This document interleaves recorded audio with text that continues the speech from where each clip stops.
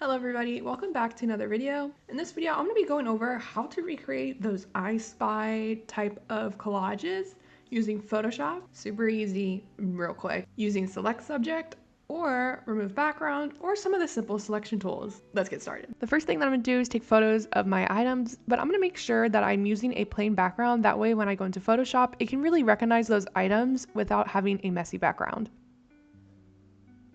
Now I'm just going to open up in Photoshop, I'm going to hit new, and I'm going to choose a print that I want. I'm just going to be working in inches and set it to the customized size that I want. And now I'm just going to open up those photos that I took, and I'm just going to crop out any parts of the background that I think it'll make it difficult for Photoshop to pick up on. And there's a few options. You can use select subject. I'm going to see if it will select my markers.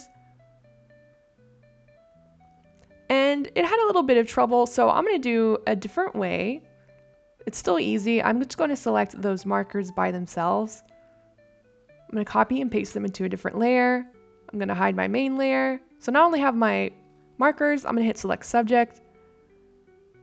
And now that the rest of the photo is gone, it was easier for Photoshop to pick up on it. So now I just copy and paste it into my main photograph. This is just going to be where all of my photos are combined. Of course, I'm just going to use the lasso tool to clean up any excess remains of those backgrounds. I'm going to make sure that I name my layers so I don't get confused. Now that I'm done with the markers, I'm going to cut out this card that my sister got me for my birthday. I'm going to do the same thing where I am going to copy and paste it into a new layer and then just copy and paste it into my main file, making sure I'm just organizing those layers. Now, I know that looking at this, the nail polish might be a little bit harder just because there's some reflective surfaces. So it wasn't able to accurately pick up on everything. So I'm going to go in on these photos and just use the lasso tool and manually pick it out. It takes a little bit more time, but it's not completely hard. So now that I'm filling up more of my file, it's starting to look more and more like that I Spy look that I'm going for. Now I'm going to test to see how well select subject works on this photograph. And it worked out perfectly. All I need to do is just copy and paste it over.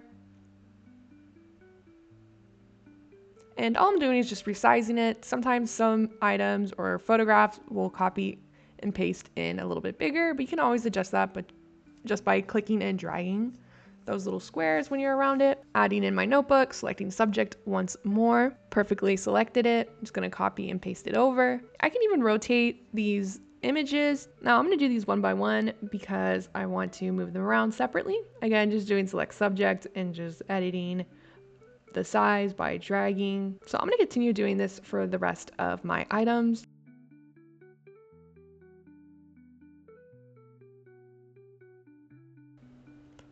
So now that everything's finished, I'm going to make sure everything's in its right place.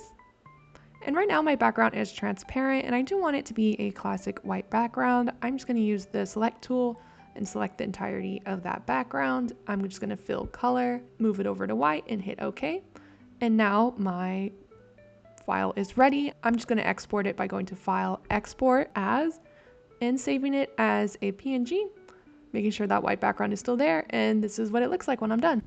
So what do you guys think? Does it give off the I Spy feel? I know I should probably add in a lot more, but let me know what you guys think in the comments, and see you next video. Thank you.